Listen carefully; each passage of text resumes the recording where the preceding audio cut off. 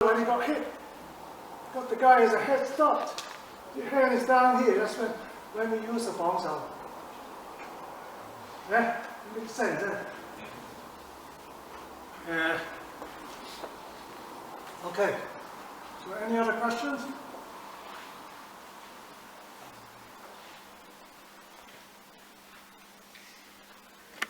We were talking about using energy. Okay, so I want to show you how to apply the energy even you're in a front stance. Okay, so I got the biggest guy here. It's got to be 8.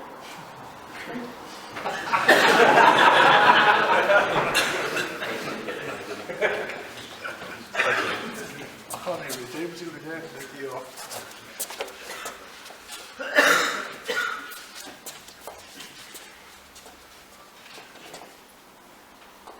I'm going to stand in this stance, and you're going to try to push me off, okay? Okay.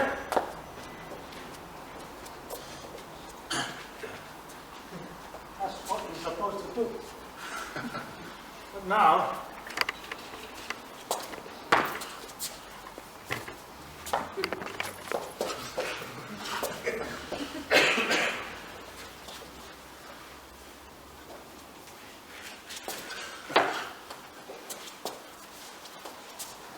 want to control him, but the secret is between the wrist and the elbow is relaxed.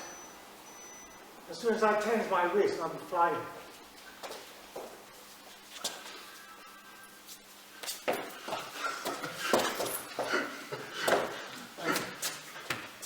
Everybody can do it. Okay?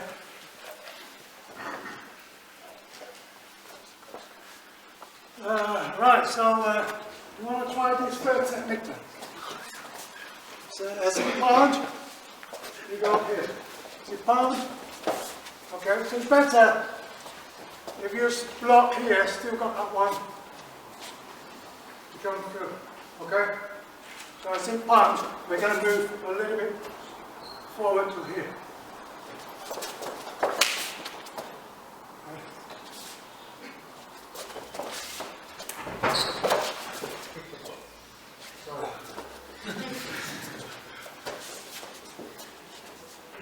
Okay, so palm.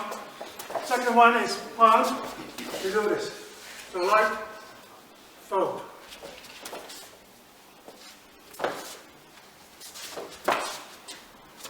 Okay.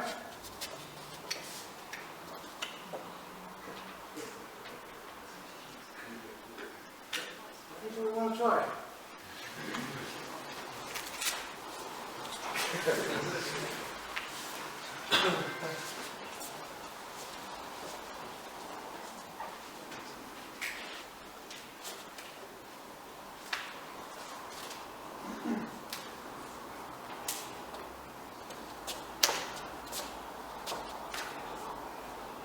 There. And use the turning as well, because you can't use that hand. So this part is coming forward as well. This angle. Okay, so slow motion. As you come. Because remember one thing is, he already got a head start when he hit you. If you're trying to stop him, his punch, you get hit. Look at the punch, you're going to get hit, you're going to never see a punch. With that fast when he punch you, isn't it? Okay? When you punch, that's what they do, huh? So, as he pass my wrist, his hand, we are following him in. Pass.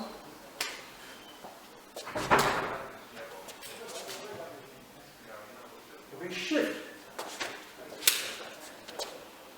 Okay? Here we go. All right.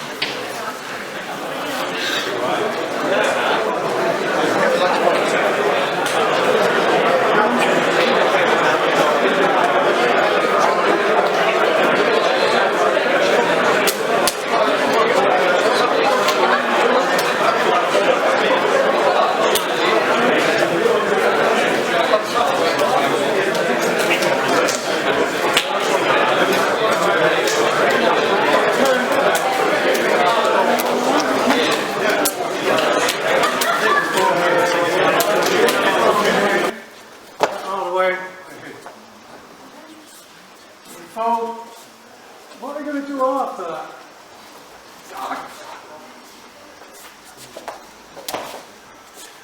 And here's the elbow.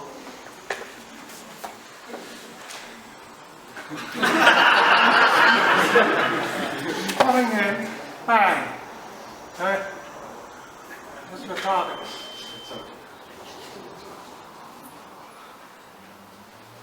And if you fight, it's too close. You rather do the karate way or the Shaolin way. Okay? So if you're going to do this, you can only punch 2 times, bang bang, and you must use elbow. So punch, punch, elbow, because he's not going to go down. So you got to finish him up here. Now we've got to go around it. So come, step behind him.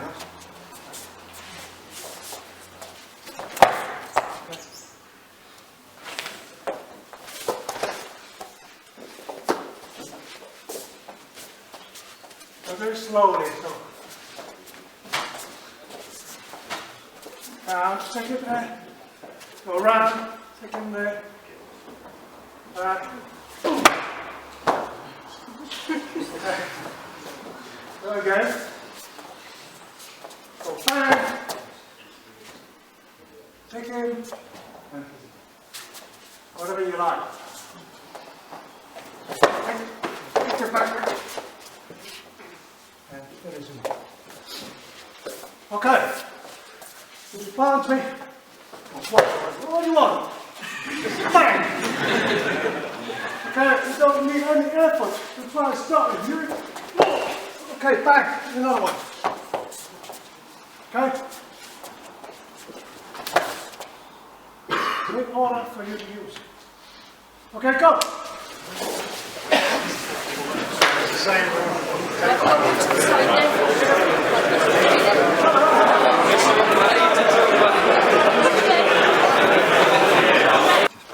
We're training for skill, we're trying to get attributes nailed into our bodies. Yeah? We're not trying to upset our partner or beat them. They're a partner, yeah? Training partner. So don't make it difficult for them, make it easy, but don't be so polite that you're punching like this instead of like that. Probably doing that. I was getting it now. So now, I want to make, rather than me just being able to go in, I want to make it a bit more predictable, because at the moment these are all straight punches, aren't they? Of course you could have any kind of punches, but we're just training an attribute, just training to go in under dress, okay? To know that we can go forward, we can be relaxed in our arms, and use our feet to keep us out of trouble. Okay? I can help this a bit using Hoon Sound. So if Jim's just punching a regular punch, just go for the sorry. That's how I want to put it. So if I want him to go wrong, use Hoon Sound. Hoon Sound will turn him off, and it will turn me if I'm under problems as well, having problems as well. But more importantly, it will make his next punch come out very predictably. Because I Hoon Sound just before he, just when I've received, I go 1, 2, 3, Hoon. That'll trigger that punch. It's already ready to come out. It's waiting to come out, and when I do the Hoon Sound, we'll throw it. Because the Hoon Sound is a powerful action. As long as you keep your elbow where it is. A lot of people do Hoon Sound do this. Which won't work. It's not so strong. In the form, there's Hoon Sound. In the form, there's Hoon Sound. Elbow doesn't move. When you see this, where's that in the form? Obviously in Sun and Tao, I'm learning my shapes, actions, referencing my body. When I do Chum Kyu, or other forms, I augment this action with my body, my waist. But it's still the same action. So when I do Bong Tao, Sun and Tao, I know everyone does different Bong Taos, but I do it this way. Now I do Chum Kyu here, okay? But it's still the same as Sun and Tao. So if I do my Chum Kyu like this, then my Sun and Tao should be like that. Because it's a reference point. We're learning in Sun and Tao how to square, how the shapes are. So I do my Tan Tao and Sun and Tao like this. So if you do it, if I turn, I don't do that.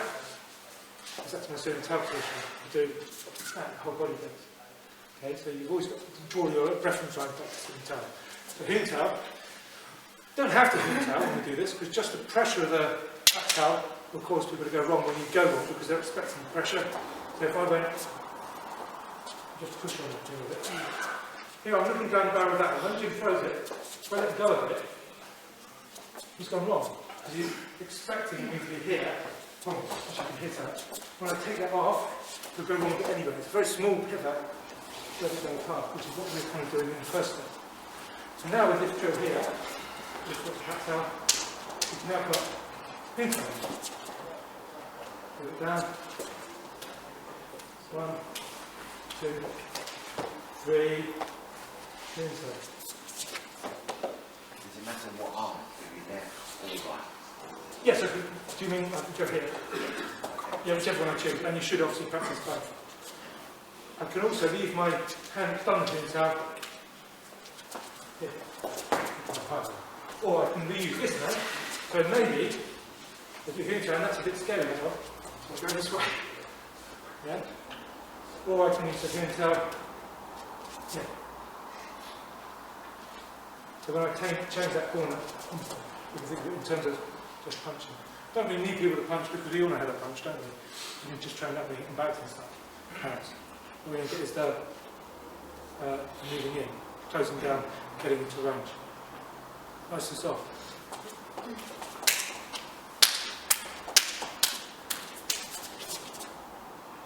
Yeah? And if you want to test it, if I've got my position wrong, Jim can press me. Okay, that shouldn't happen. Because I've got my stance or my balance or my position wrong. If I get it right,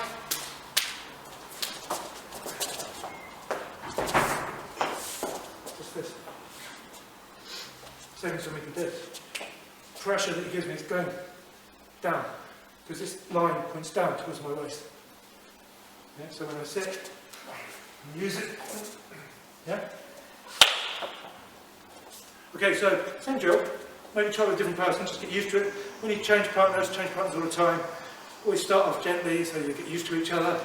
And then just turn one of your pack tails into Hin Tao. You either use that one or that one, doesn't matter. This one, when I go, my Hin Tao hardly moves. Yeah? So just there. Because I'm confident that punch is going home. Going over there instead of there. My body, if you use the lines, there's Pat Tao. Punch is going there. My Hin Tao will go a little bit further around there. Okay. Okay? Any questions? Just ask, please. Yeah. Okay? Here we go. What? And then we just do it quickly. It's lateral, right?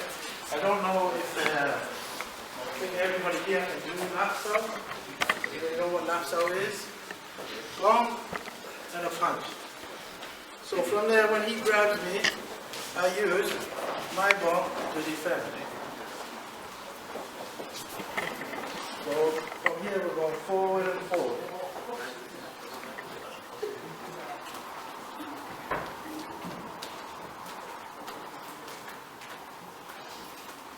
I want to change, I use this hand to pull across and go forward and forward.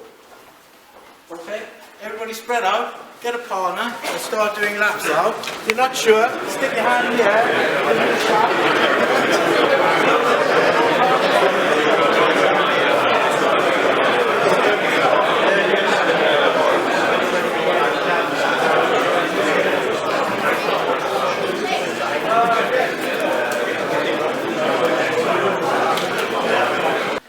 I use my lap to make him do the Hyunma, right? Once again, I lap him. I sort of help him. Yeah? I'm not turning every time, right? Turning every time I change. This is just a method to learn how to put the hip into your Hyunma. If you don't do it like this, then you end up doing this. This is like the hokey pokey. You need to put every, say, 3, right? Okay, so even in the morning, yeah, because this is a sort of warning, it's helping me, huh?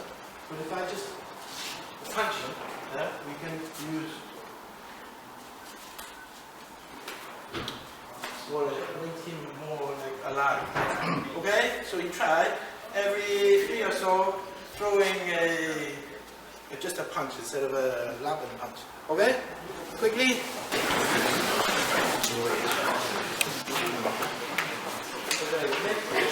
So put that lap flat, the lap punch in, right? Does everybody understand how important this German is? You must get it together with your stance and your hand techniques. It's all about balance, right? If you are balanced here, I can push hard. Yeah? The same thing here. See that? If he's got a good balanced stance, that hit here, the energy should go straight into his heel. Yeah? If he's leaning too far back and then out of his stance, I hit here, this sort of thing happens, right?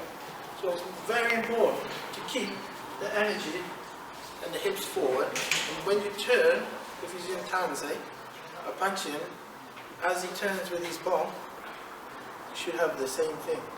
So from here, when he laps me, and I lap him into this one, it's the same thing again, right? He laps a couple of times, I change him, boom. So his hip and his hand hit together.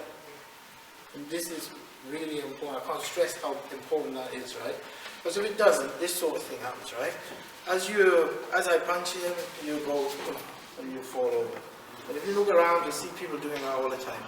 They're pushing like this. If somebody's pushing like this, then you send them flying, right? So the next exercise I want you to do is to add in the lap chop. When you do the lap chop, try and do what we call kwanza, which is a tan and bomb together. From there, I lap punch. And then pull through again.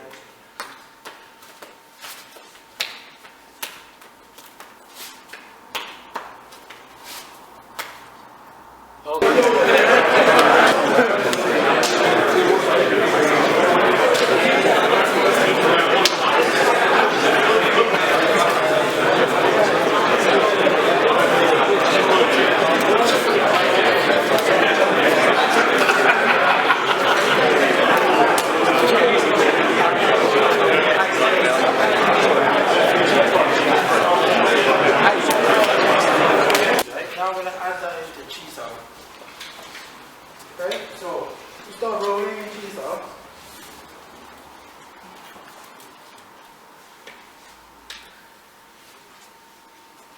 What I want you to do, no pin mark first, right? It's just lap chops. You got one, you say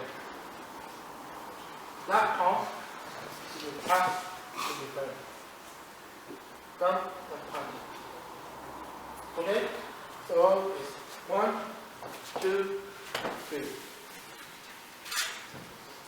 1, 2, 3. That's it.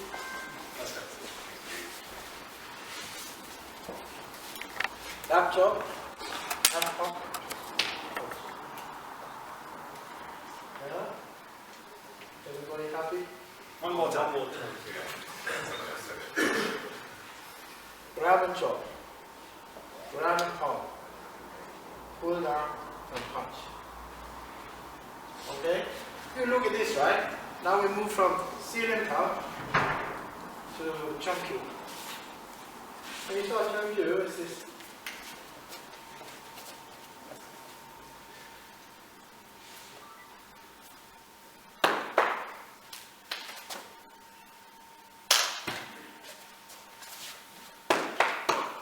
Very lap chop, pump, punch. Okay? Common denominator. And we're all going to sprue out our own different ways. You know? We're all going to end up as different leaves on this tree going in our own path. We've all got different reasons for training. But while you're on that same highway, whether you've been training a year or you've been training 30 years, Grab those opportunities, mix and match. How many of you, and be honest with me, have trained with a partner today and introduced yourself and asked what their name is? Be honest. That's not bad, but it's not everybody. How can you train within hitting range with a stranger who haven't shook their hand and said hello and exchanged names? You shouldn't be doing it, because we're all family. It's the one thing that bonds us all together equally. So you've had some great instructions so far. I know you've got some great guys to come, and I'm going to try and sort of like bit in the middle. I'm trying to sort of fill the gap and wing it, pretend I know what I'm doing a bit more. What I'm going to touch on is the thing that's close to my heart. And the thing that's close to my heart is simple application. I'm a very simple northerner. I am living proof that an overweight 53-year-old that doesn't do it for a living can actually still do a bit. Okay? So if I can do it, everybody can do it. And that's what I like about Wing Chun. It's not about a young man's or a young lady's or being big or being powerful. It's about applying yourself. Getting in there and getting the most out of something. It's such a fabulous system. And we hear people talk about styles, or people add things in, or people take things out, and you know, you do the odd thing. You get people who come to your school and they go, I was on YouTube, and you go, oh, crap. I was just on this vlog. There is a lot of good stuff out there, and in amongst it is rubbish. Okay? And it's very hard to be discerning. And it's not for me to say what's rubbish and what's good. It all comes down to personal opinion. But what I do know is this. Wing Chun as a martial art is a collection of tools, okay? And it doesn't matter how you combine those tools. You have to pull those tools together as appropriate for the situation. And each person will do it differently, and each person will interpret it differently. You know, in this room alone, I've heard everything from a Glaswegian accent to an Edinburgh accent to a Welsh accent to Leeds accent to South accent to London accent, stuff like that. But our alphabet's exactly the same. You sound different. And the way you express yourself is different, and each one of you, when you were asked to write a little 5-minute essay on this school and what it looks like, we use unique words and explanation. But the alphabet we use is the same, and in Wing Chun it is no different. Our alphabet is our alphabet, and you've had some great examples, and you'll have some further examples this afternoon. For me, what I look at is how I use that alphabet in combat. Okay? Combat because I'm a born coward. I spent 25 years as a professional bodyguard, and although that sounds slightly glamorous, I got paid a lot of money to run away, fast, holding somebody, keep running. That's what I spent a lot of time. Unfortunately, I'm no born sprinter, so I had to do something else. I got into Wing Chun because I've done a martial art before. I went out as an arrogant teenager to Saudi Arabia to do close protection, and I met a Chinese guy out there that went very nicely and very subtly went, martial art shit. Okay. I don't think so. He said, yeah. And I was like, oh no. He said, show me your martial art. So of course I was like, okay. I'll show what I'm made of. And I went like that and put the 9mm against my head. Now, changing your shorts at that moment wasn't really very good, but I nearly needed to do it. And so he said, well, you know, long range, when somebody's out of range and they're at this sort of range here, it does work. You need, you know, at that range, I'm going to shoot somebody. Fair enough. Got the gun, got the kit, got the knowledge. Didn't doubt me for a second. Thankfully, it wasn't me. So he said, what you've got to learn close quarter. In close quarter, if you can't smell the breakfast, you're too far away. They've got to be here. Because any further away, you're going to pull your 9mm on them. So it's only when they're here and you can't get there. And I'm like, yeah, it doesn't really work. So he said, right, go for your gun. So I went for my gun, he punched me on the nose. Now the lesson you need to learn from this is when a man can punch you on the nose that quickly, never say, I bet you can't do that again.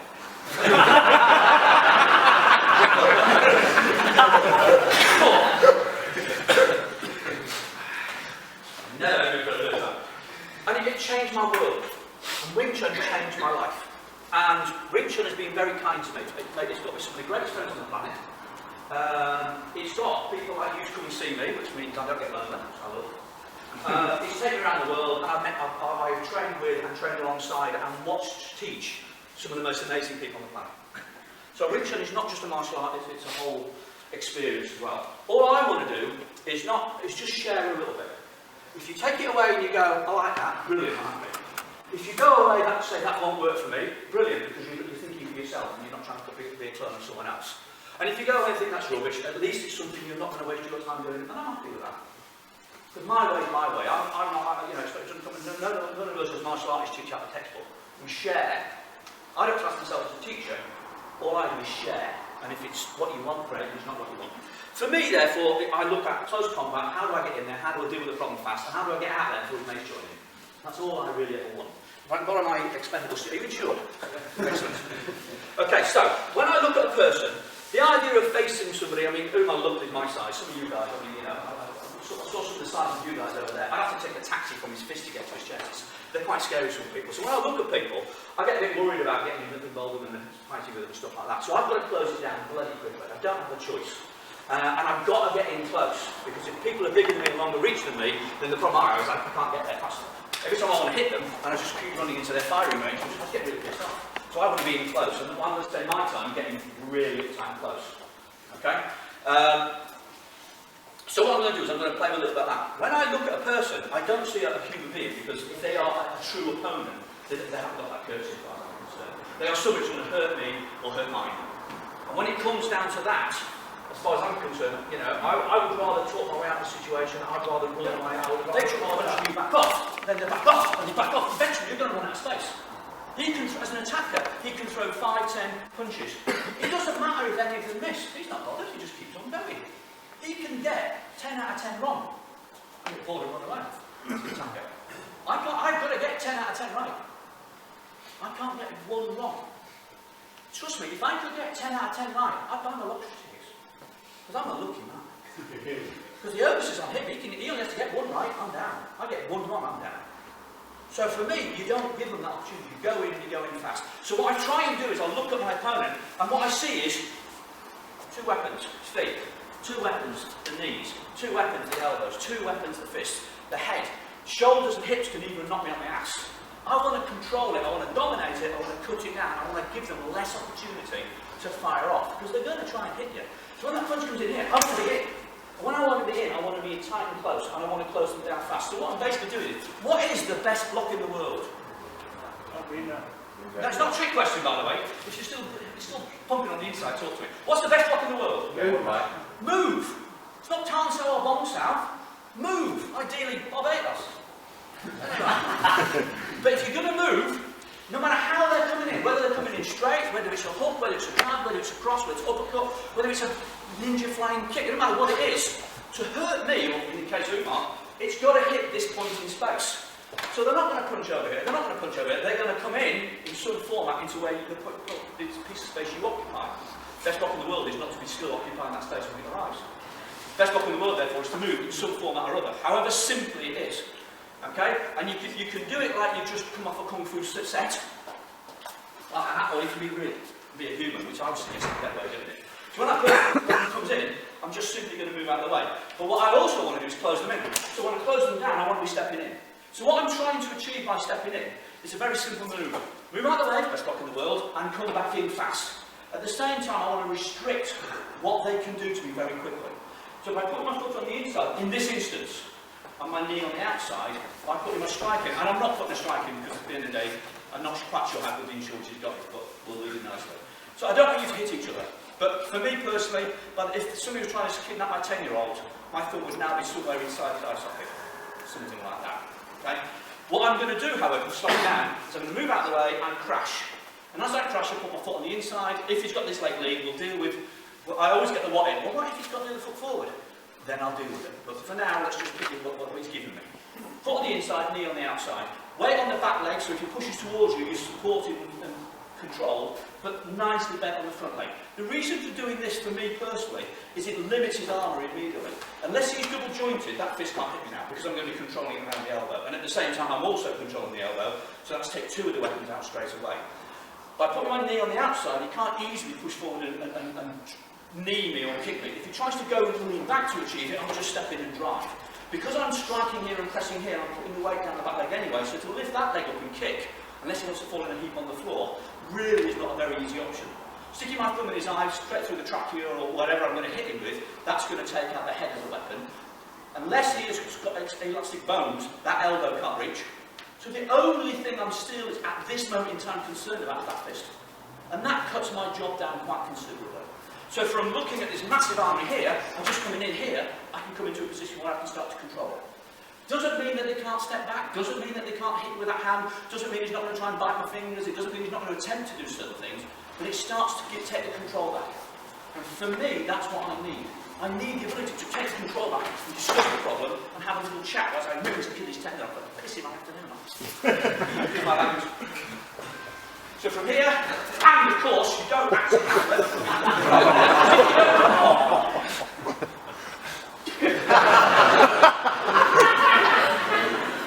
I have to admire my accuracy. So I'm coming into here. So all I want you to do is nicely introduce yourself to your partner. Shake hands. When you step in, you are not a punch bag, you're a reference point. So as they're coming in, move out the way nicely, step in nicely, get to a point of control, and then test it. Can they hit you with this elbow from where they are? Can they hit you with that hand? Can they headbutt you? Can they push that knee forward? Can they lift that foot up and kick you? Can they knee you with that foot? Can they kick you with that? Can they elbow you? The answer is, can they punch you? Oh God, yes, of course they can. There's no two ways about it, which is why you may not see it, but I can see a little red ribbon on his kidneys that I'm thinking, that's going to be my next target. But I want you to just close them down. Be nice. Get in close and be nice. If you need to gouge, you can do whatever you need to do. But for now, best block in the world, not be where they're aiming. Okay? Don't make it a Wing Chun punch. I've never seen one in the street, probably never gonna. But if, however it's coming in, you need to move out of the way. If it's a hook, you would deal with it differently. So for now, it's a relatively straight punch of some denomination that hasn't fallen out of a textbook or a DVD. Okay? Punch comes in, cover it. Get in here. I personally, in training, like to just get hold of the mandible and hold it. Okay? Because to me, that's me going straight through the windpipe and stopping. I work on the principle, if I can colour coordinate his face with his t-shirt, I stop becoming his prime concern. Not stop, continuing to breathe becomes a prime concern. In through the eye socket. Doesn't mean you can't use it here and come forward. You've got to be in control. You've got to be able to deal with the issue. It's all about being in control first. To me, martial arts are about one thing, regardless of style. It's about you training to be in total control of your body. So whether you're a jiu-jitsu fighter, a Wing Chun fighter, a karate, taekwondo, whatever style of the planet you think of, I know what happens is you go on to these martial arts shows and you see the Shaolin people and they pick their leg up. Do you want to see it 180 degrees? Yeah, I'd like to do it. But they pick their leg 180 degrees and then they drop. And all the men go.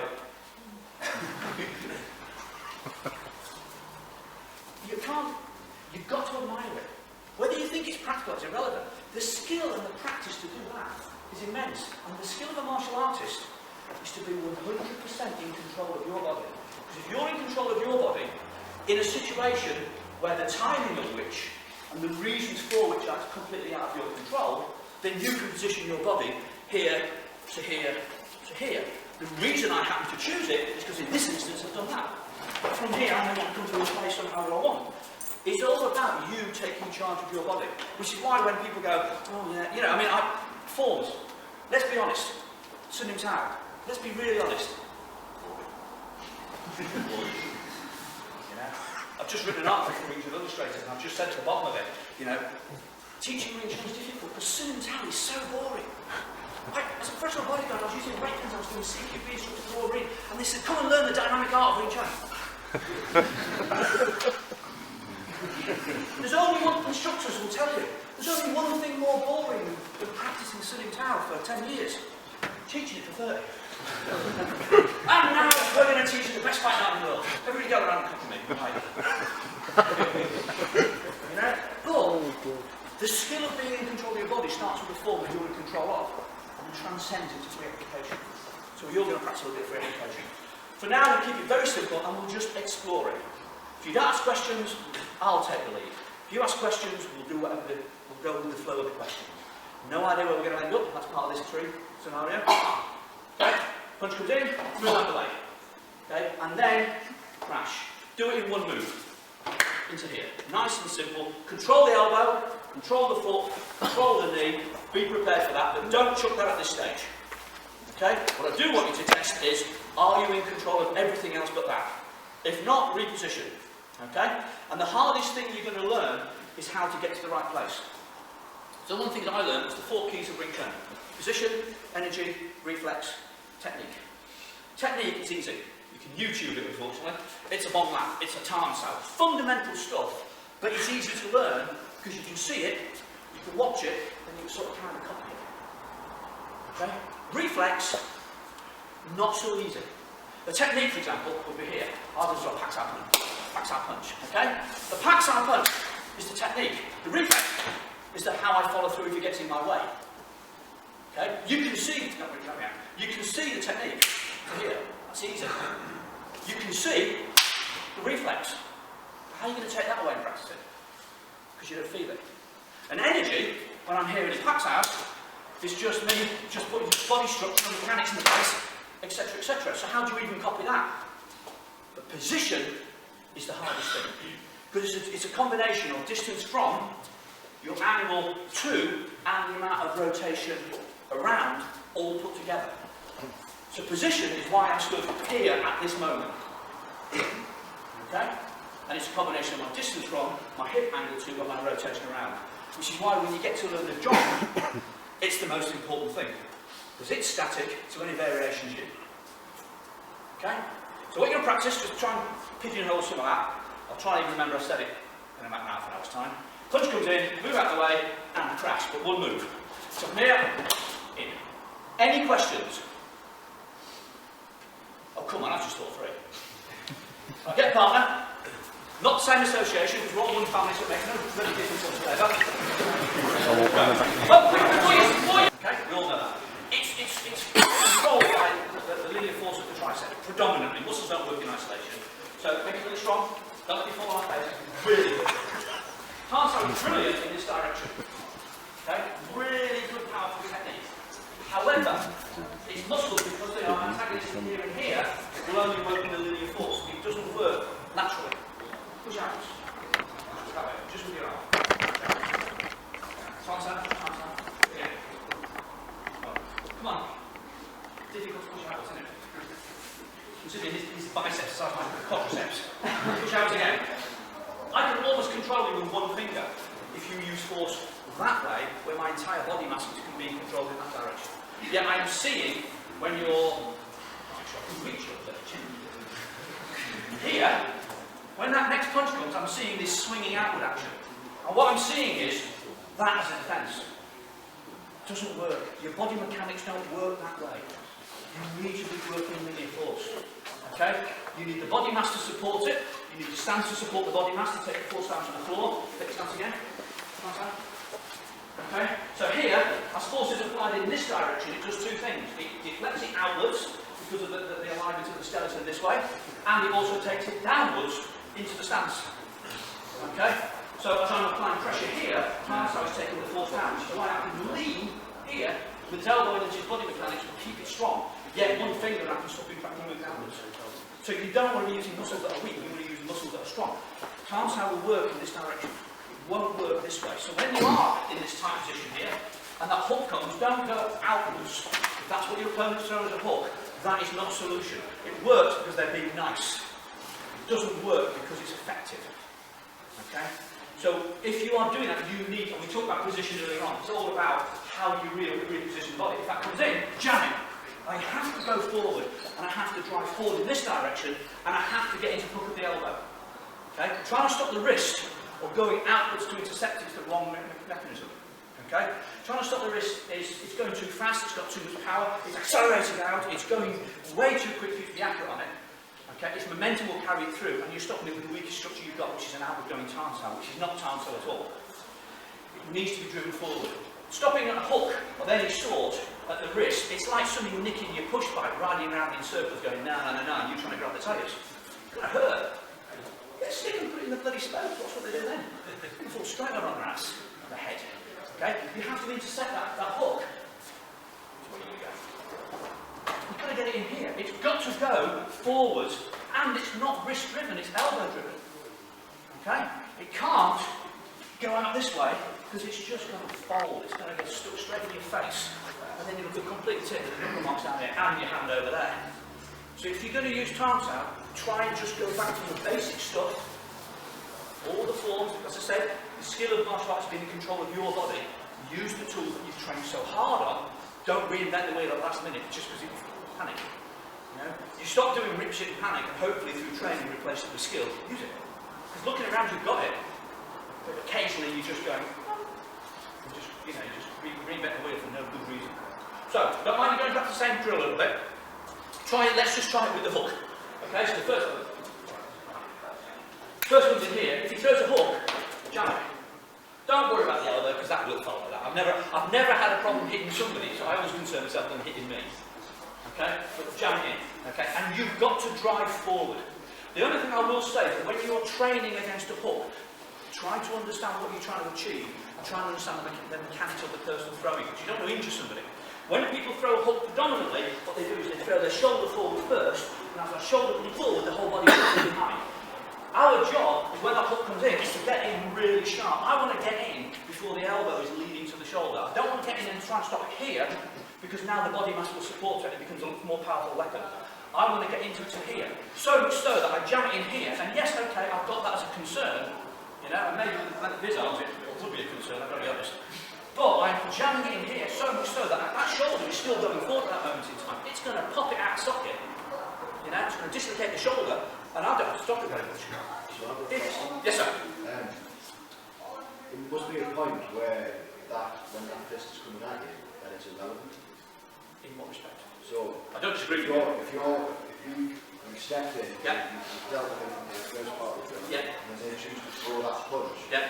because you're then, my focus would be Drop. the claw drop. Absolutely. That punch is just I totally agree with you. I totally agree. Basically what you're saying is from here, that having hit the first one, I'd be following it through, so that punch would never come. No, it probably wouldn't. The only thing you have is you know and I know people don't throw punches in singles anyway. By the time they throw the first one, the second one's wound up, whether it's there or not. The truth is, and this is one of the problems we always have with training, how many times have we seen martial art demos of any denomination where a punch comes in and you get these 4 or 5 hits. And you go, oh, that's really good. The reality is, on the first one from here, they're going to be going backwards, or you hit shit. Okay? So the second punch won't be at the same range as the first anyway, which is what will negate exactly what you're saying. It'll negate that punch anyway. But as I've got people stood, and I'm seeing this coming in and not stopping it, I'm going to cover it. But you're right, totally right. Any more questions or any observations or anything? Yes, sir? Are you looking for telegraphing? Are you looking for the shoulder? Well, if that's the fastest part, would that be slower? Would you be able to see anything before it? Would you be able to see it? What are you Well, at that range, seeing it is almost impossible. Okay? You feel it. Okay? And you feel it, and you know, I could go into a whole classical Wing Chun spiel about how good Chi Sao is and stick it out. But you do feel it. From that point, even let's just take that single hand here. Okay? I've got a point of contact here. For him to throw that punch, he has to take that shoulder back. He can't hit me without that shoulder travelling. For that shoulder to travel forward, that's going to go back. So I've got a point of contact here that the moment that starts to react, I want to be taking it out. I don't want to be stopping the punch as it comes, so I'm feeling it from the initial point of contact. What about a sucker punch? Never had somebody stop me during punching. I mean, some people are sly and, you know, the body language can't tell what's coming. So do you look for anything to telegraph? No, I'll be following exactly what this young man said, which is I don't punch in singles. Okay. So I'm not going to stand still. You know, the moment the first one's in here, I'm going to hit the next one anyway. I'm not going to be wasting my time waiting for the next punch. Okay? All I was trying to get you to explore is a very small slice in time.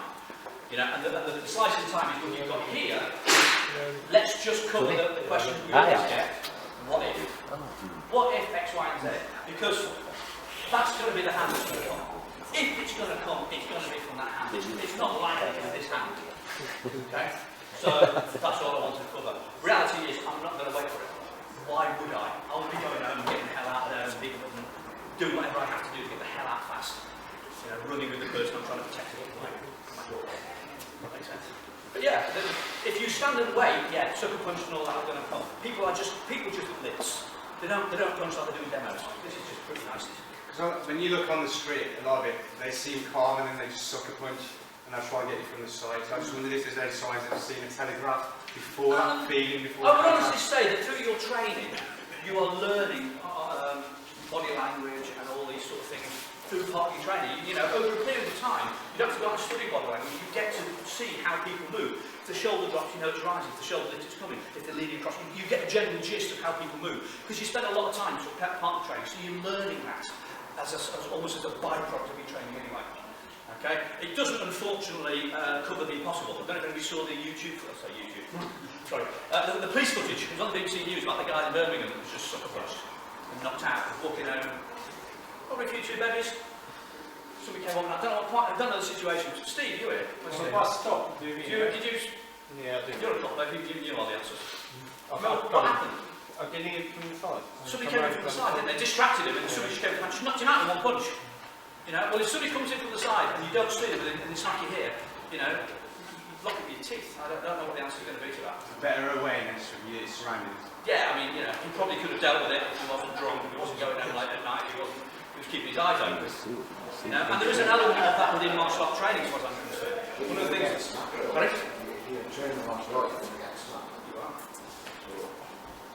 But the skill to me, or no, say the skill. What we're doing when we're training, for example, when we're training students now, so many people they train the arms or they train the legs, but they don't train anything else. And you should be training a thing called multiple simultaneous awareness. And what I mean by that is that while you're training, try and take in as much information as you can. If you just where you're sitting, put your hands out like that. Okay? Look straight forward and then bring your fingers in so you're aware of them. You can actually perceive peripheral vision at about 170 degrees-ish.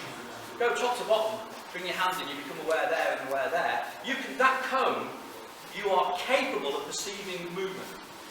Okay? So while you're training Sun in Town, you should be trying to... Because I'm always going to offend somebody.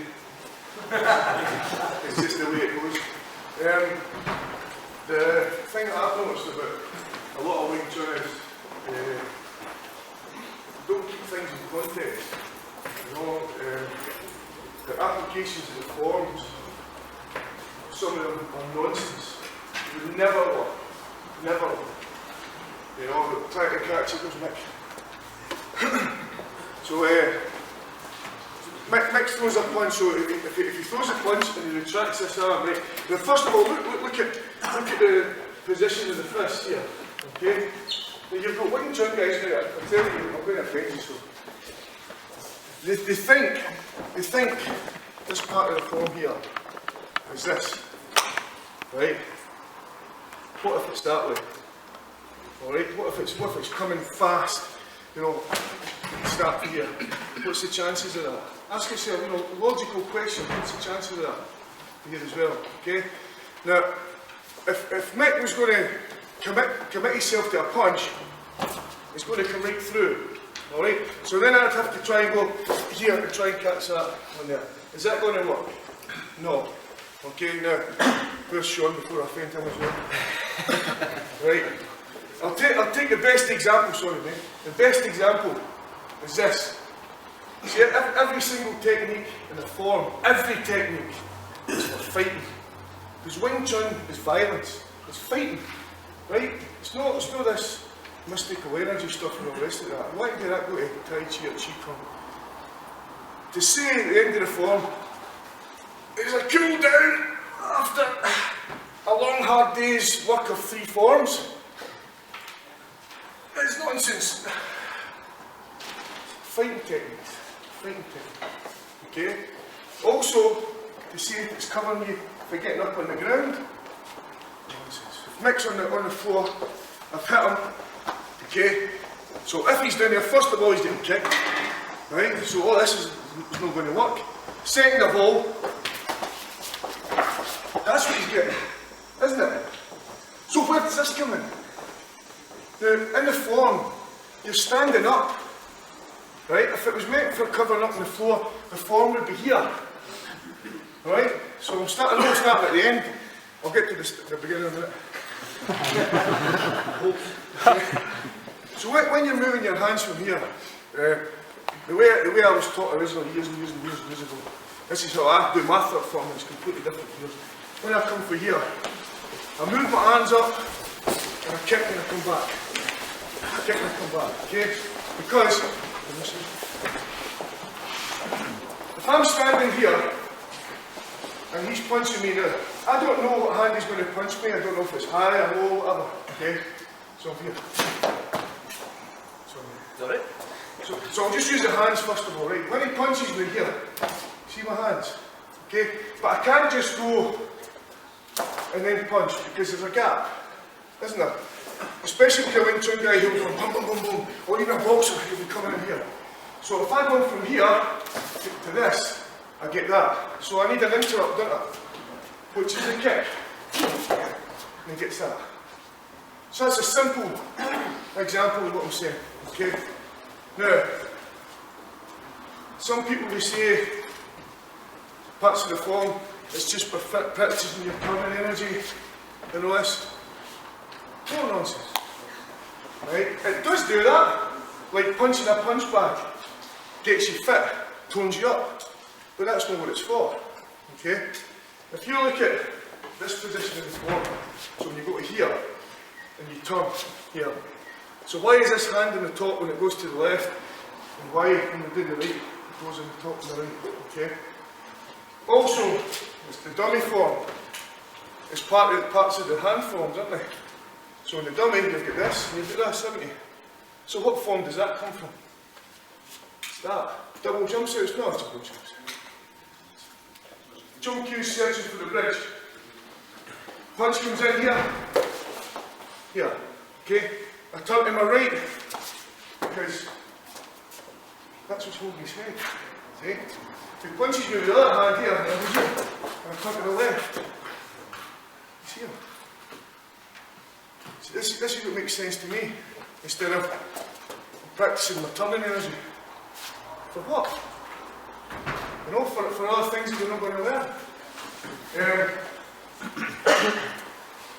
Coming out down here. Now, for me, basic parts of the form are basic self-defense techniques. If he punches, okay, I'm going to go here, and I'll come in, okay? So he comes in here and attacks for this position. So straight away you're bridging again, so you're bridging for that position. So I can bridge, and he gets that. Okay, here.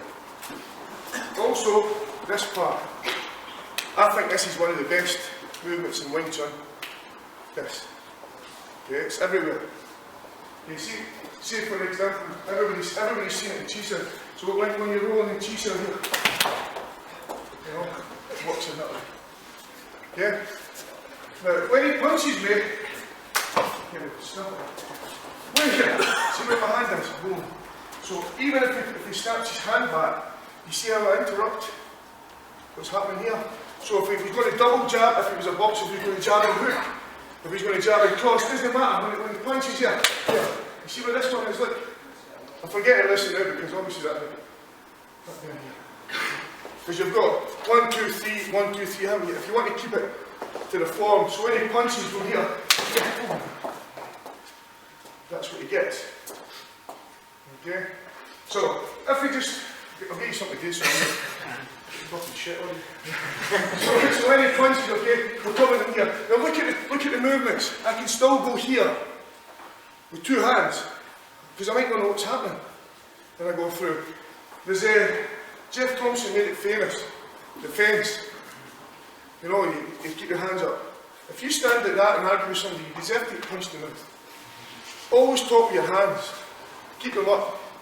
Wing Chun had all this in there long before everybody else was saying anything. There's your fence. There's your fence. There's your fence. Here for you. So as I'm talking here, I can drag it.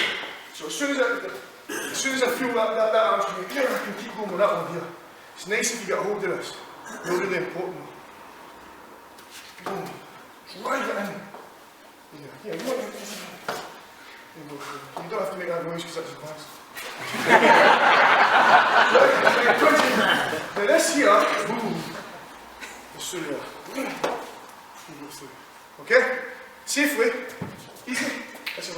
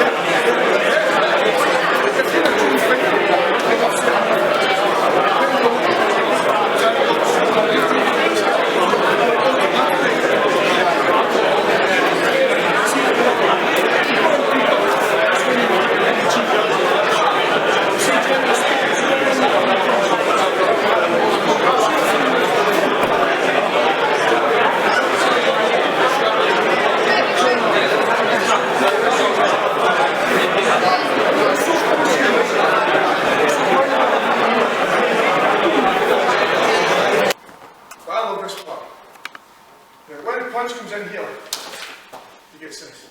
Okay? Because when he comes in here and I move, you see where my hand is?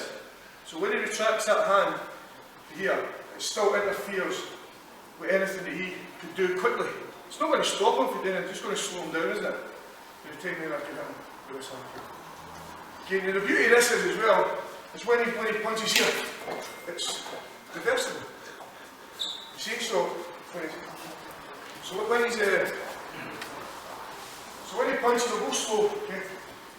Don't weave and bob, okay? You see some Wing Chun guys, they do some sparring and weaving and bobbing. Go to boxing then, okay? You've got a structure. And if I want a better way of putting it, you fight within the confines and limitations of your system, don't you? It's a horrible way to put it, but you know what I mean. So when he punches from here, I'm stopping. You see where I am? I'm 17 and a half stone. If I can move back up your head, you can get it easily. So as he punches from here, I'm here. It's not crossing over. So people say, oh, you're crossing over. I'm not crossing over. It's that. Okay? That and that. Yeah. There's the next part. If you want to stick to the form, move for move to the form. Boom, boom, boom. Obviously, you can get other things. Right? The thing is, it stops this. When you see here, it stops this becoming out quicker, and it's in the way of this one, if he chooses to throw it. But you've got to remember, here, he's getting hit before that next one comes out. Okay? It's even the same from here. He gets it in the inside before this comes in here. See? So, no.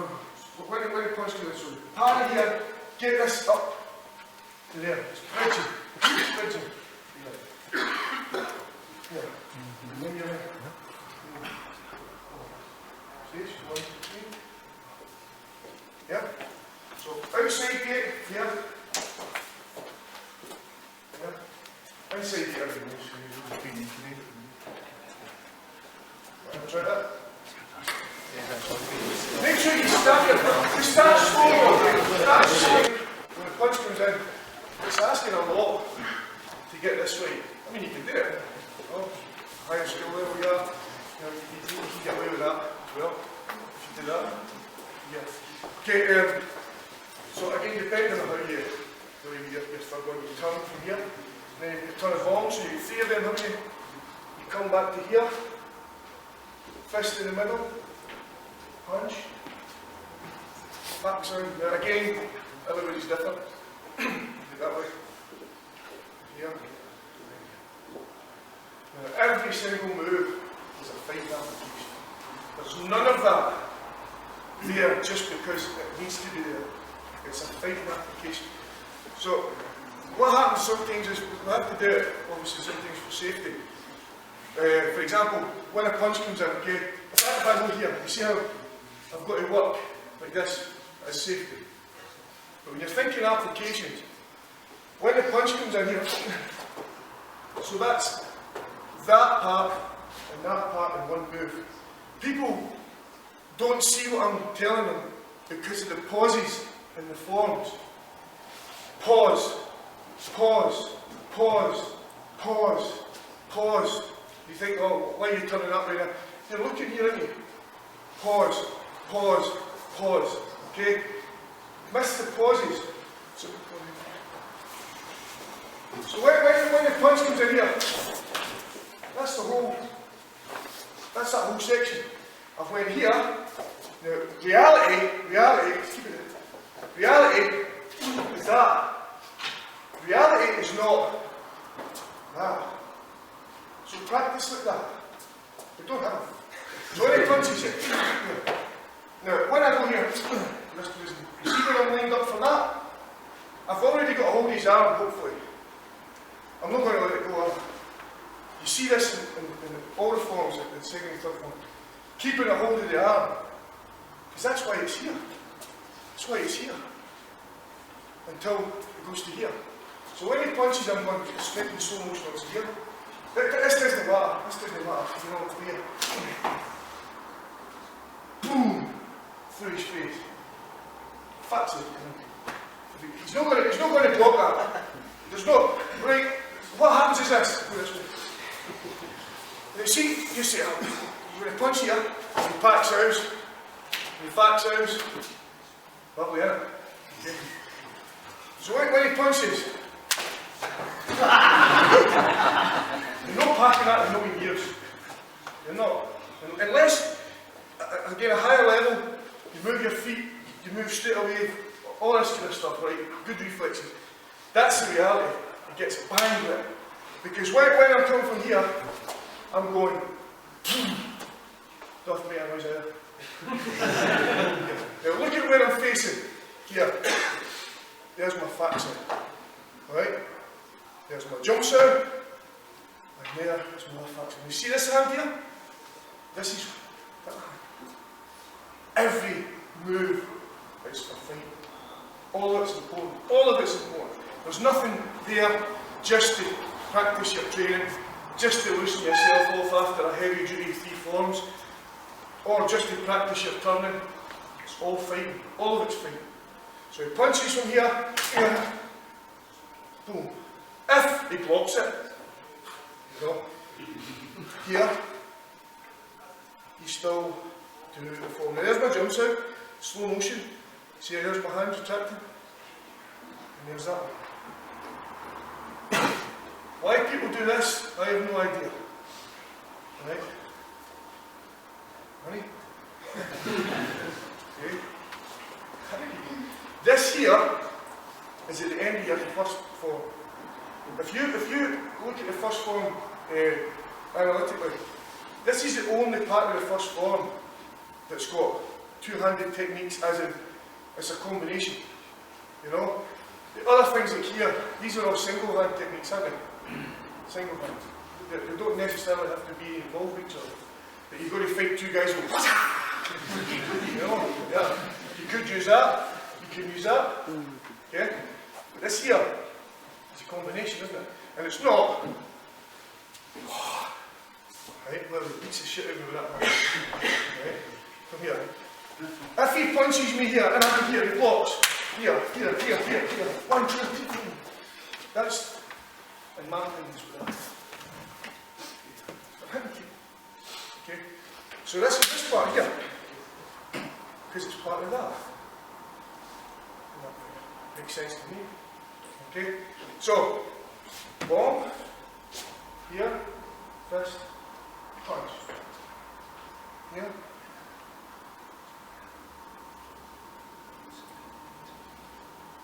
Okay? So, again, when I'm here, again, remember we're talking with your hands. Talking with your hands, so I'm here. He gets that. Boom. Brings him back, doesn't it? He's away.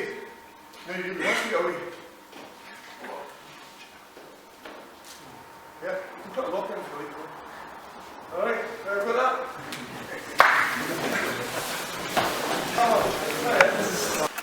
Can't make a box. I'm saying every move of the fight, can't make a box. If I lap here, you can make a box. If I do that, you can't make a box. So when he's punching here, and I do that, see how it struggles?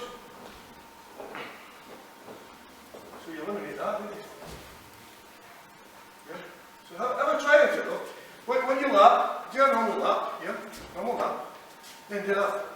Just turn your hand up like that. And you his arm goes like this.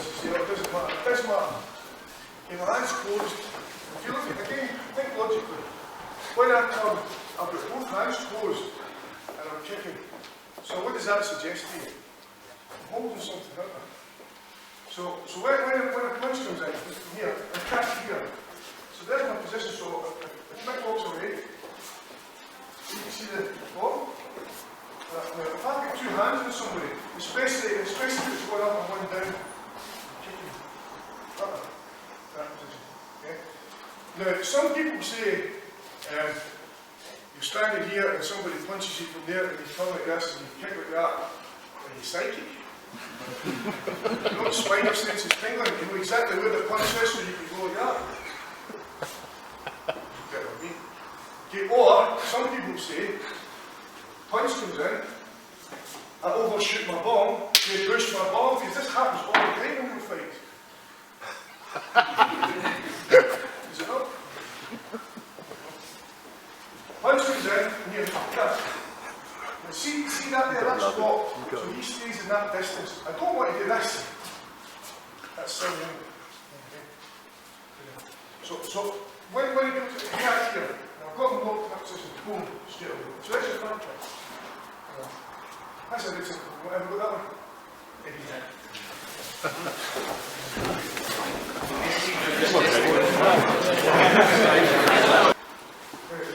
Silliness that comes to mind.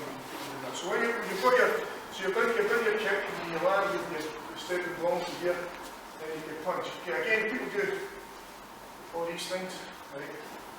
Cuts.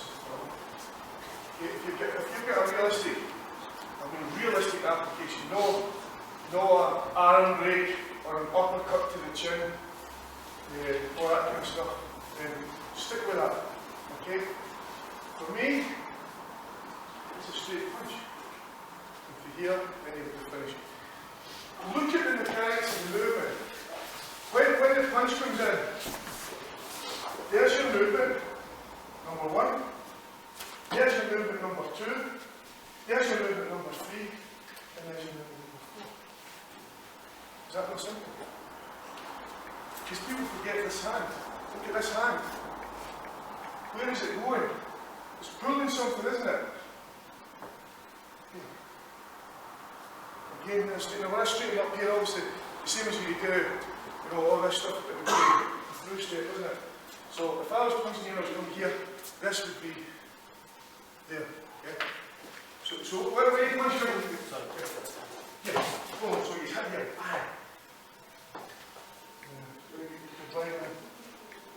Now again, when he punches, okay, when he goes up and he blocks this here, okay, you still do the same movement. So you don't have to change anything. What Bruce Lee said about fixed positions is nonsense. The truth lies inside fixed positions as well. No, outside. When I go here, I can do exactly the same thing regardless of whether he blocks it or not. I don't have to think about it. It's a reference point, it's like the fixed position is a reference point. It's the same when you're rolling. When you roll, okay, you pass certain bits, don't you? That you know there's a technique there, isn't there? So when he punches, you've got exactly the same reference point. So trying to do the motor, isn't it? You need the road signs to tell you whether you're getting off or whatever. It's the same with these things here.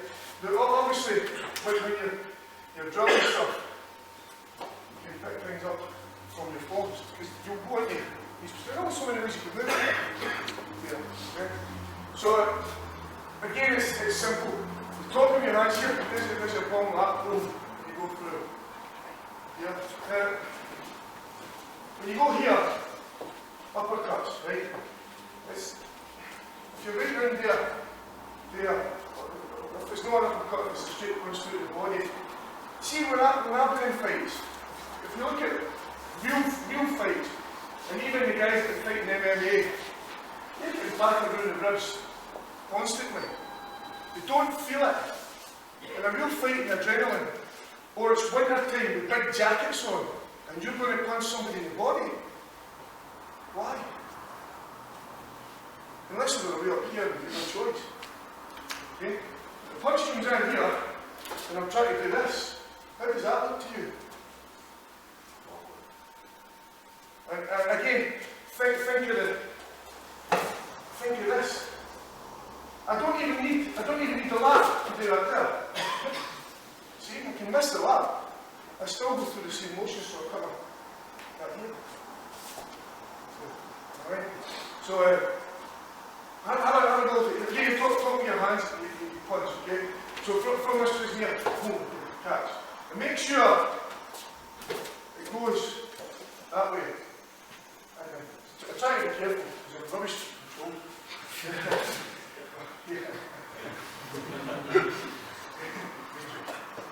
Then cut it. If he blocks it, just do the same move and finish. Okay? It's very simple. It's shown you that. It's shown you that here as well. You've done all this to get the balls and stuff. Okay? So when he punches, so we'll take a punch. If I come here, boom, and he blocks me in this position here. Okay? That's what he gets. You see how his head's over there? Don't pull him straight over here. Wait him like a puppet here. Yeah. But the reason the lifting kick, I believe, okay, it's just my opinion, is because he's so close to me. Why would I want to be lifting my knee up this high to do anything? Why? Right? His bollocks can't tell the difference between my shin and my knee on my inside. Right? So if I use this is the entry first. So when I go, when I get the ball, now this is just for entertainment purposes only, right? So a big stage with this for a second, right? Just to get it. So this is entertainment, right?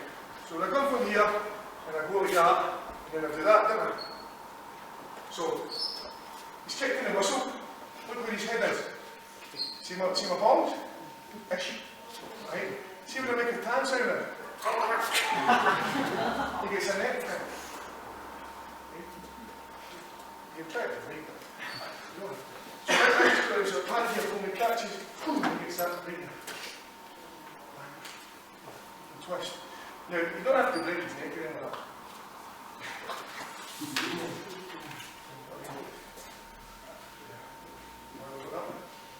Be careful with the neck in there. The whistle. But make sure it's important. But when you come through here, that you take his head away from you. You don't want any of this. You know what I mean? It's just short. Once you take him there, his body will do the rest. Right? You probably have to pick him up. Get up and not finish the form yet. Right? So how have you got that? Oh my God. Unless you're playing cheese out and eating a ball and flying about and stuff. I get it up. So if you look at when you go here and you drive up to here, see this hand? Right? So when you go there, then you step up and do this. So when a punch comes in, so when I come in here, okay, if I've driven in deep, which I would do, you know, when you push it, I'm coming into this. You see how tight this is? There is no pack on there, there is no lap on there, it's tight. Okay? So I'll go here. And then, see where that hand is? Here. It's there for a reason. It's not for show. Now there's nothing in the way. You can go for the eyes if you like, but he's going to go like that. Eyes are really hard to hit unless the guy's standing in front of you and you go poof. Even at that, it's quite hard. You'll always get the throat. You'll always get the throat. Nothing in the way. Boom, and then it teaches you, doesn't it, to step through, boom, and you're going in. So you would just, if you look at that part of the form, it's the only part in any form that's repeated just more than 3 times, isn't it? You've got 1, 2, 3, you do that side, you do the other side, and then it tells you to do it again. So it might be quite a good technique, alright? Now, if the punch comes in, again, where do you see this? I've overshot my ball, he pushes my elbow into this. I'm not saying you can't do it. I'm just saying, how real is that? What's the chances of that? So it's even if it say he's going to grab me a little here and end up in this position here, I just don't try to here. There it goes, look. Same position. He doesn't have to punch me, he can try and grab me and walk out of here. It's just different situations. There's no emergency about that. It's just a different situation. Okay? So that's one. So you've got that, and you come up and you do this bit here. But then later on, you've got that, and you pull, don't you? So your hands here, and you pull, and then you go through the same, movements here. So when he punches, okay, and I come in here, I drop it in here, he realises it's coming, and he catches it. So there's where my hand is. See? So there. Now, I'll do this a wee bit quick, and then I'll show you. So the rest of the form, okay, the rest of that sequence, It's there. Right, again, there's no pauses. You know, pause, pause, pause, pause, pause, pause, pause, pause, pause. Okay, when he punches here, drop here. No, you've got to block it. Yeah? Yeah. Pauses. Yeah? So the first one, come in tight, or if it's better, then drop it if you have a moment to go through. You see how it's already there? Yeah? Yeah. So we drop it in here, don't block it, so the first one. Right, this is block the first one. Again, think reality here. I'll try and miss him a wee bit. Here. You see how deep that goes? You see where the stance goes? Doesn't make that noise. Right? So, as I come in here, see that hand there? So you've got this move. It's important. Okay? Come through here, drop it, drive it.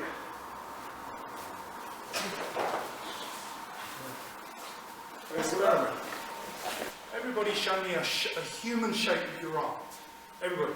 Show me a shape. Everybody. Just human. Okay. Nice Wing Chun shape. Good. Well done. Now show me another shape. Okay, it doesn't have to be Wing Chun. It can be anything. It doesn't have to be a Wing Chun shape. A human shape. This is a human shape. This is a human shape. This is a human shape. So show me a shape that I've never seen before. Quiet. See how confusing it is? As a general rule of thumb, the point I'm trying to make to you is that it doesn't matter how your arms move, you're not going to do the performer shape that I've never seen before. Agreed? The same for you. Absolutely right? Yeah. So what lock sound does is it gives you a point of reference. It gives you, yes, improves one, your larp and bang, and it gives you the ability to larp. It gives you the ability to find spaces, as I was talking about earlier. Oops, sorry. But the key thing, gone ahead of myself, is that it gives you the ability to find spaces. I went ahead of myself, sorry. So in other words, it teaches you to larp, but what I want to talk about is the opportunities it gives you to hit a person. And why am I concerned about it? You think about the theories of Wing Chun, sometimes it's about making opportunities, but I don't really want to talk about that today. I want to talk about exploiting opportunities, which is completely different.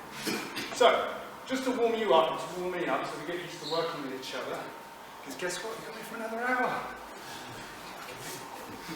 Okay, I want you to just lock out with your partner. I'm not too worried about how you stand. Don't worry about this, because what we're going to do today is we're going to start with some basic ideas on lock out, then we're going to take it to war out, and then we're going to talk about free practice with guys punching you. Bang. Where he's coming in, boom, and he's punching you. So we're going to look at combinations of what I like to refer to as punches and bunches. So we're going to go through different stages to see how what we learn in lockdown might relate to war sound, might relate to someone moving. If time is a bit short, we might just go to the end. But just to warm up, I want you to roll with your partner. You did this morning. When I came in, you were doing this. And all I want you to do is attack your partner. Okay, with a lot. What is the defence? Paul, did you do the defence with them this morning? Sorry. Yeah, just no. So, okay. So the defence. The reason why we do this, bang, is because in Wing Chun, if you take this arm, I can recover my arm, agreed? But sometimes we have to assume we can't recover the arm. If I can't recover the arm, I have to then rely on using the other hand to recover.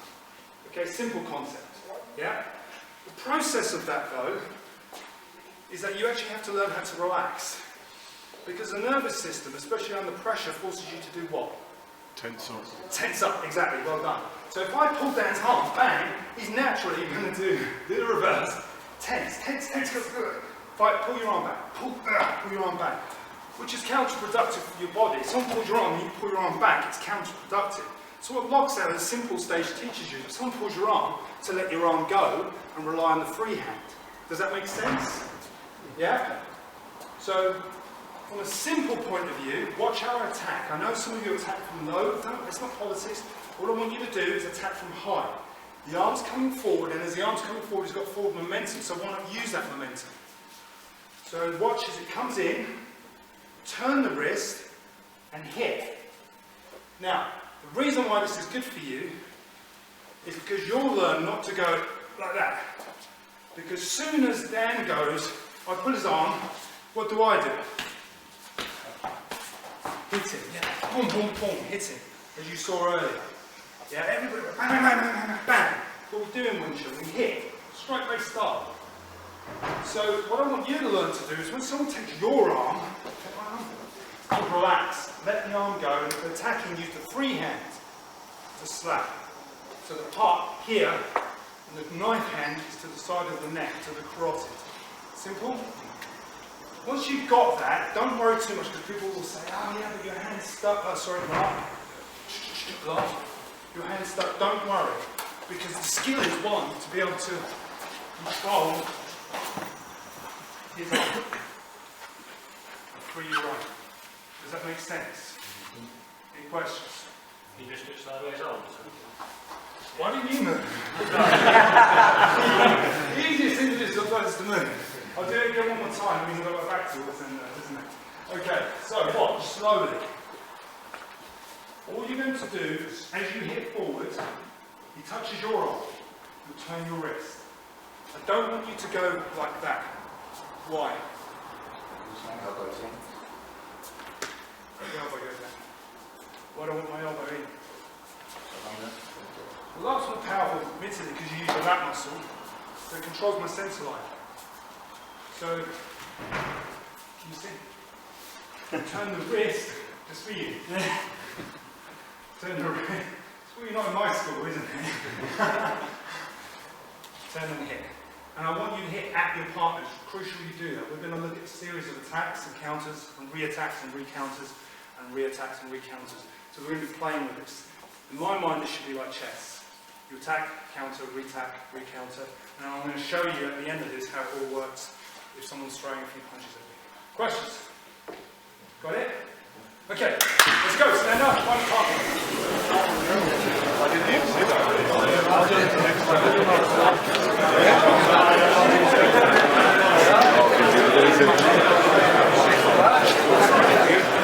The attack is on the upright.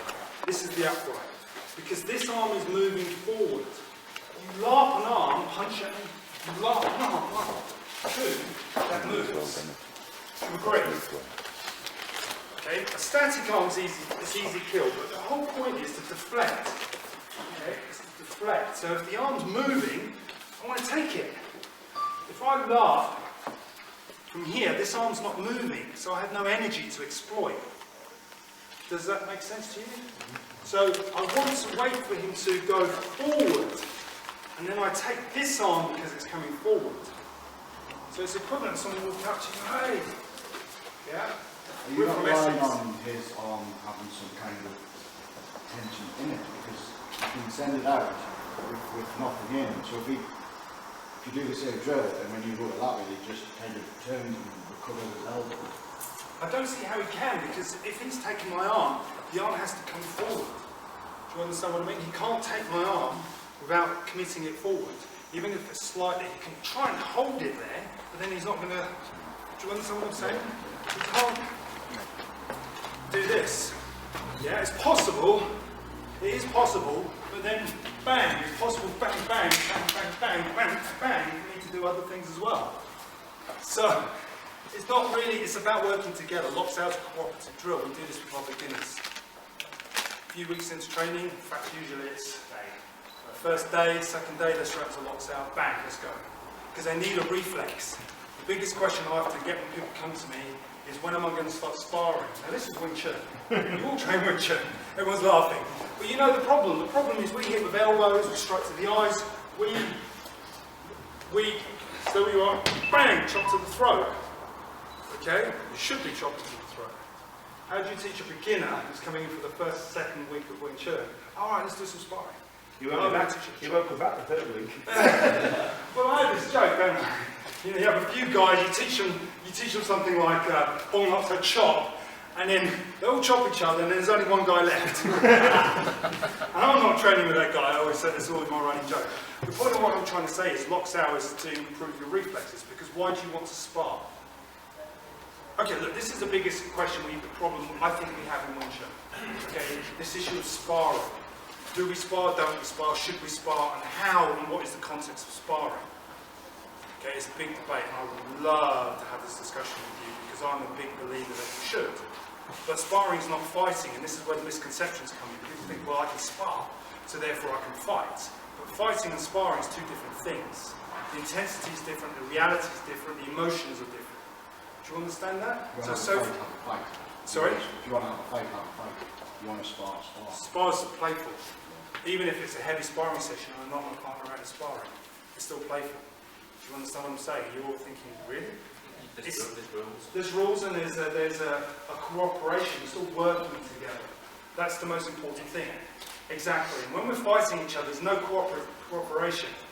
You're going to stop what I'm trying to do and I'm going to stop what you're trying to do. And this is what I'm trying to emphasise in Lockdown. Lockdown's great for that. Because you can attack someone and they can try to stop it, but there's still a compromise in that you've got this, you know, cooperation going, but there's not a high level of intensity. It's still fun. Yeah? So it's a good substitute to sparring at this stage. But there are different degrees of sparring. Sometimes, again, you know, as Wing Chun students, my students can be forgiven for that or not forgiven, because you get confused between war sound and free sparring. Okay, you put people on there the same. War sound means crossing hands, free sparring. Isn't it the same? No. Okay, your biggest problem is getting people's hands in the street. Okay, they might run at you throwing punches, but then again, there might be the one guy in 10 who doesn't. Right? So, locks out, improve your reflexes. So this is what I'm saying to you. It comes for your arm. As it comes for your arm, you turn your wrist, okay, and you hit the person. Yeah? You don't do this. Yeah? 100 times. What I do is I do this. I roll, open hand, I pull the arm, and I hit towards the neck. So I stretch them.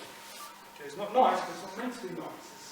You're doing it for their own good. What they're going to learn to do, because if you're trying to hit them, you're going to get a realistic reaction. The nervous system's going to fire off exactly the same way. Like that. So what you want them to do is go, oh, okay, oh, like that. You want them to jump, oh, like that, each time, oh, like that. That's fine. And then what they should be doing, because I've committed my arm here, you chop, bang. Okay, simple. Easy, simple. It's a very simple idea. Hold my hand, punch me. Punch my face, this way. Yeah, you get your own back. Bang. This is the easiest concept in the world to understand. I'm at the advantage, not the disadvantage. He's holding my hand, therefore he's committed this. He's thrown a punch, therefore he's committed this. If this was a game of chess, that's my gambit. Bang. Yeah, boom. Then I can free my arm out, bang in here. Do you understand the difference? It's completely different. I'm broadsiding you now, hitting it. Yeah? And you take it down, and then finish it. But the point is, I relax, let the arm go, use the other hand. Slap, block in here. Okay, questions? Do that for me, because there's a lot to do, and we've got a very short time, please. Thank you. Arms out and ripping through, controlling whatever. Yeah, you can do all of that. But why not skip all that? Let's go to the sequence. 1, 2, one up, bang, punch him in the body. Boom, there. In a rib catch. Why not? You'd have to be sure that it was a finish. Why do you have to finish on every single punch? Because it's a finishing art, isn't it? I'm telling you, if you hit someone for real in a street fight, who's had about 10 pints of lager, we've got up now from a few. You just smile at you. Right, right. That's got to be the intention. That's got to be the intention. Sometimes you hit to set up other punches. Yeah. Sometimes I'll body shot you on a liver punch, bang, he drops his arms, bang, bang, on elbow. Do you understand? Yeah. I'm setting up another response. The point of what I'm trying to show is the simplicity of doing that, rather than going, okay, I'm going to do a quan sound. I go, okay, fine, bang, punch you. And as Sean pointed out earlier, bang, I can punch you in the groin. I don't have to punch you in the body. Okay, Paul pointed out earlier. And the funny thing is, you said something I say exactly to my students about Wing Chun summer techniques. What do I say? I always think you never hit the body when you've got, it's the winter. In the winter. And I was paying you a compliment. I was saying, that's spot on, great minds think alike.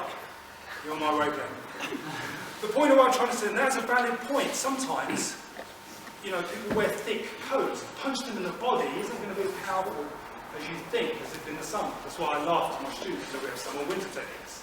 In the winter, we don't punch the ribs. In the summer, we punch the ribs. In the winter, we punch the groin. Okay? God, there we are. Yeah, very slowly. You're warming up slowly now, aren't they? Yeah. Sometimes I punch to engage distance, drop his arms, exploit another weakness. Okay? Finishes, concussion strike, or chop to the throat. Body punches would be nice to stop him, but it happens. Sometimes you might be lucky. It does happen. Put people down with body punches. Been on the wrestling. Did she liver knee? Was it liver? I haven't seen it yet, so thanks for spoiling it.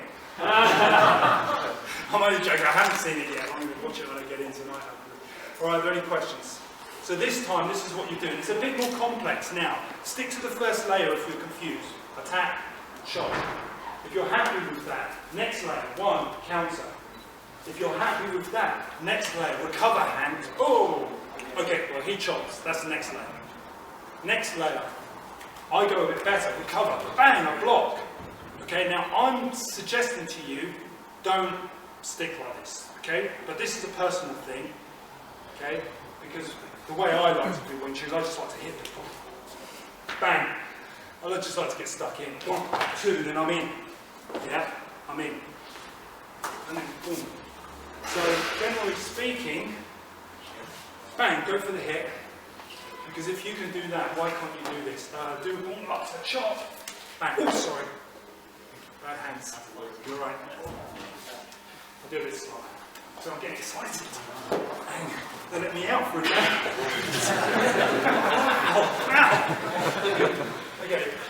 Basically, if you hit the body, you can hit the head anyway. That's the point I'm trying to say. But if you hit the body, you can hit the body and the head. Do you understand? Set up bang, bang, bang. Set up combinations. Okay, any questions? This is the stuff that I'm doing, showing you now, I want to do outside of locks out. So let's make this the last time, last layer, and then I'll show you how we can use it dynamically. Okay, let's go.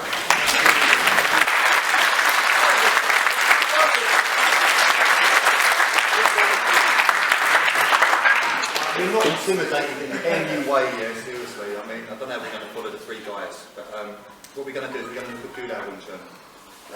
We have different forms in this. Basically, one of the sets we're going to look at today is an elbow set, and it's 8 elbows. So first of all, the first thing we're going to do is look at that. So if you'd like to show the elbow form, and then we're going to run through the elbows, and then run through some drills, pretty basic stuff, and then build it up from there. Hopefully we've got enough time to get as far into the elbows as we can. But I'm going to do the elbow form, just take that away.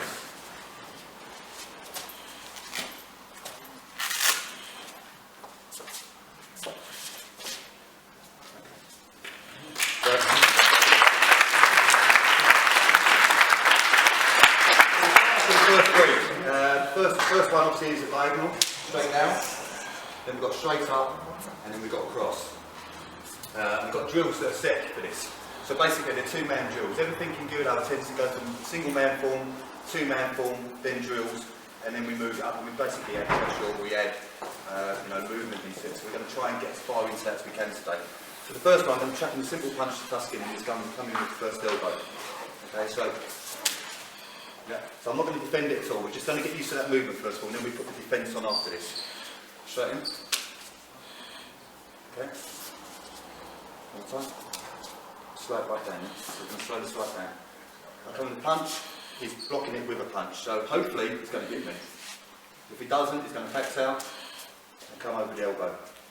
And the reason why we're going to put that pec-sal in, even though you could come straight over the elbow, maybe just come with the pec-sal, the 2 punches, so we're going to move on to the 2 punches.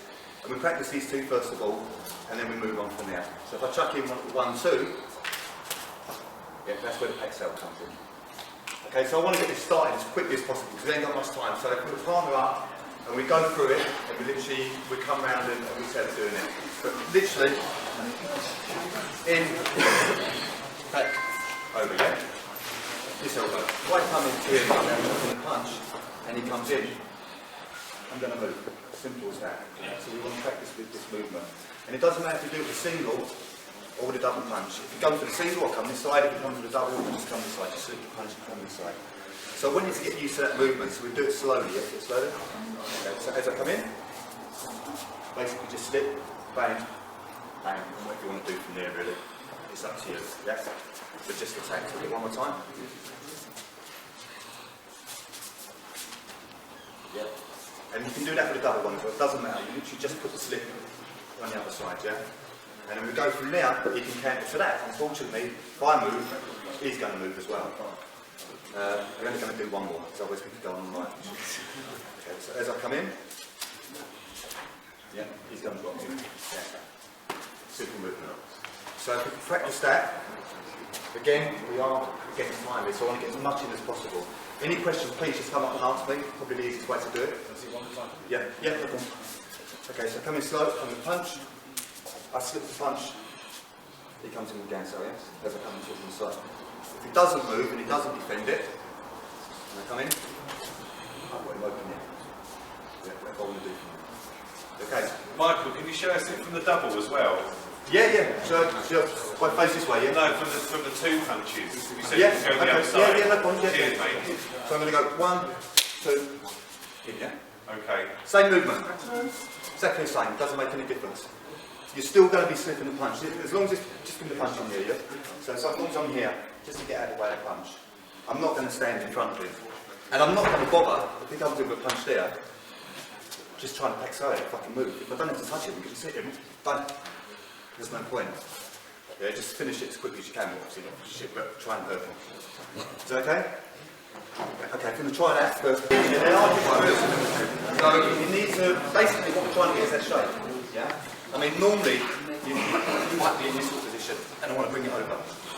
But we just want to get used to some of this striking. There's no set rules to this, it's just a drill, okay? So we just want to get that shape in. Okay, any problems or? No? Okay, next one is upward. We've done it down. And we're going to do number 2, okay? And it's quite a simple application. Again, this would normally be done if you kind of tighten up and you want to come here. But for the sake of the drill, we're going to do it with punches, okay? So first one, I'm going to chuck in 2 punches. 1, back down. Yeah. Make sure you move the arm and you step in as well. Because, you know, this needs to be here. Make sure it blocks. Let's do it one more time. Yes, so 1, 2, 4, down. You should turn around a bit. Just look yourself around. Okay. 1, 2, in with the elbow. Yeah. Don't forget to step in. Always step in and keep contact there as well. Make sure you pin the arm. So 1, 2. Show it to me. Okay. Yeah, can't see, can I? 2, yeah. Okay. One more time. Okay. Just want to practice that for another 5 minutes and then we'll move on.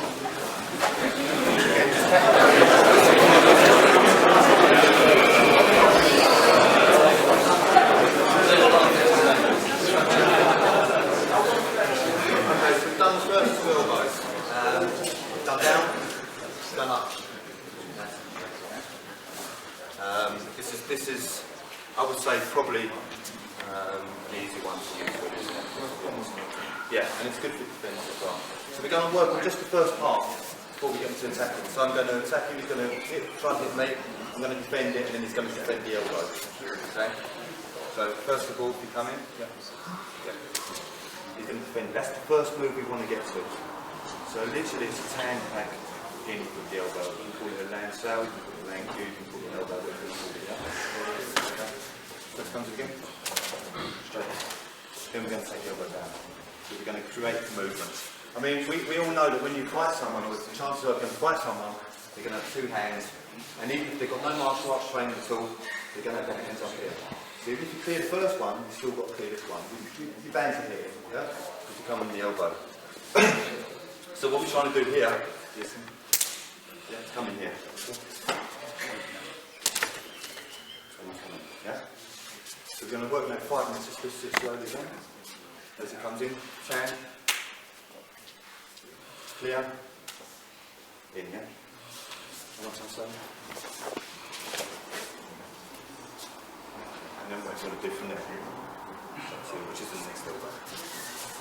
Okay, any questions? Yeah, sorry. Okay, so it's basically, yes, the same axel Wing Chun, chin, with the elbow, or as I said, you can call it a land sail, land cue, we can call it.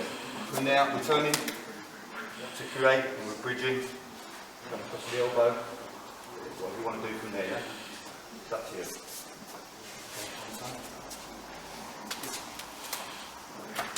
What we're going to do from there, doesn't make any difference. Okay, we do that for 5 minutes and then we'll work on the hand onto that as well.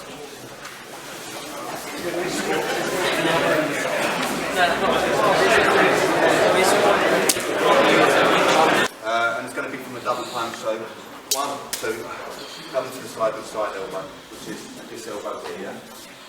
So, 1, 2, a bit faster.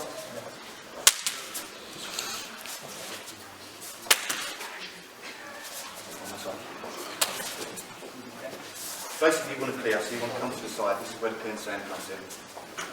Do it one more time slowly. One more time.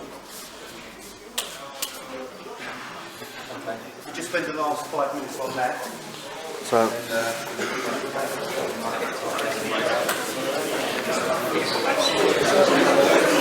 Okay, so be careful when you're stepping out, not to step in and put yourself in a position where you're feeling uncomfortable. Right?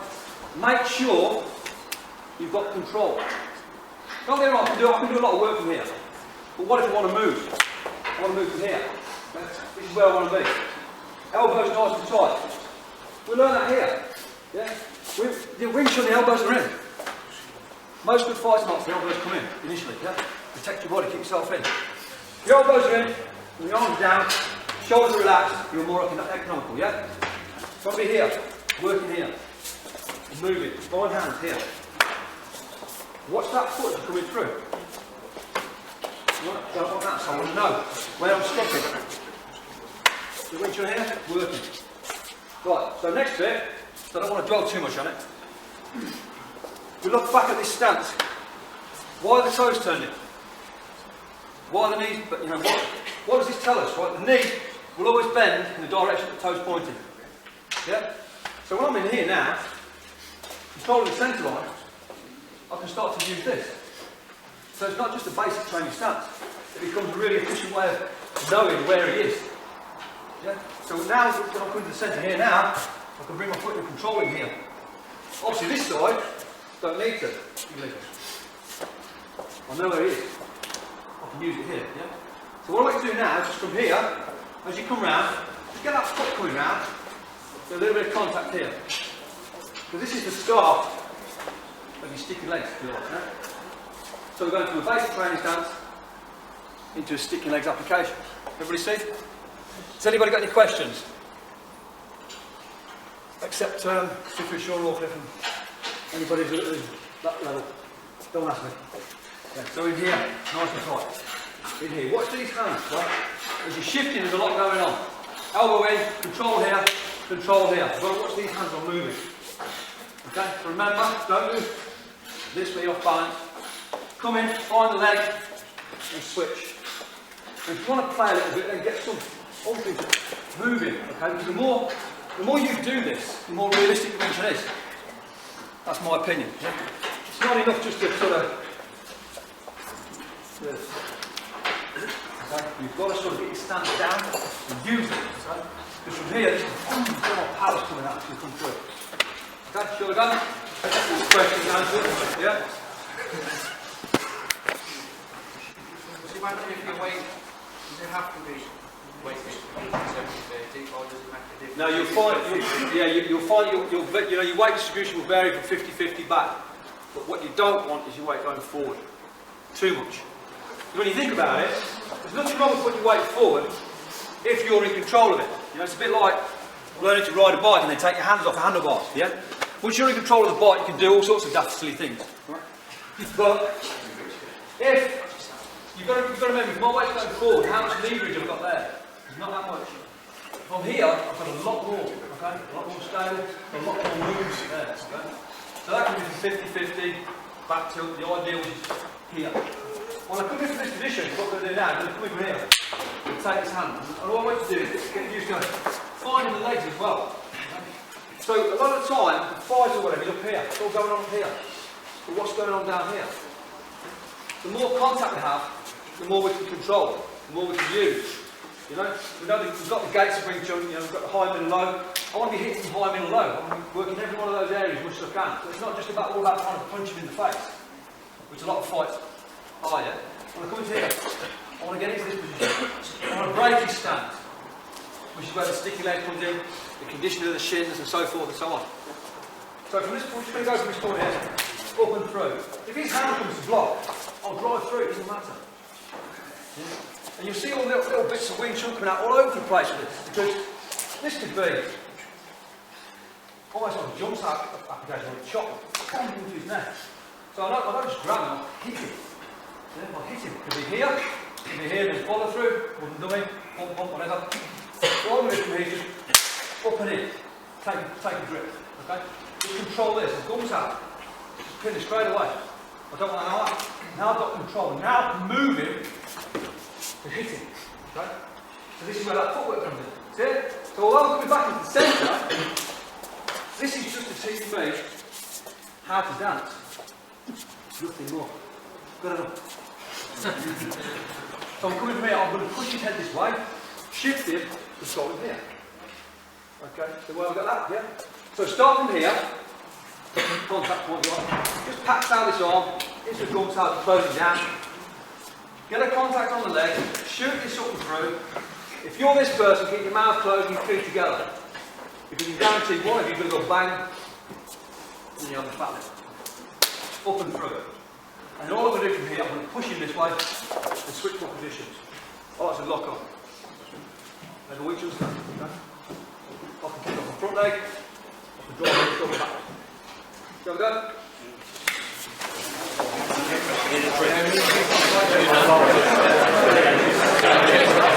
That's